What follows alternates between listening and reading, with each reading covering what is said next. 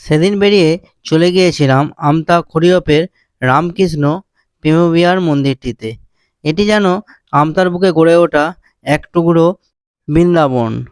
নমস্কার, আমি মিন্ময় আবার একটি নতুন ব্লগ নিয়ে চলে এসেছি। আজ আমি আছি আমতার সেই প্রেমবিহার মন্দিরে। এই মন্দিরটি সত্যিই খুব অসাধারণ। আর এই মন্দিরটিতে এলেই যেন আমার স্বর্ণ মন্দিরের কথা মনে পড়ে যায়। সত্যিই যেন সন্ধে হলে এই মন্দির স্বর্ণ মন্দিরের আকারে রূপ নেয়। আর মনোমুগ্ধ করা পরিবেশে আপনারা যদি আসতে চান, একদিনের ছুটির ট্যুরে আপনারা আসতে পারেন আমতার খড়িয়পের রামকৃষ্ণ প্রেমবিহার মন্দিরটিতে।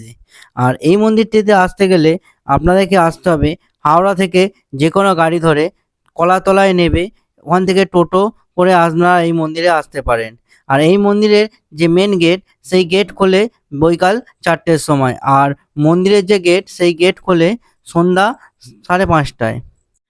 একদিনের ছুটির ট্যুরে আপনারা অবশ্যই এই মন্দিরটি ঘুরে দেখতে পারেন। আমার তো এই মন্দিরটি খুবই ভালো লাগে। আপনারা কারে কারে এই মন্দিরটি ঘুরেছেন আমাকে জানাতে ভুলবেন না।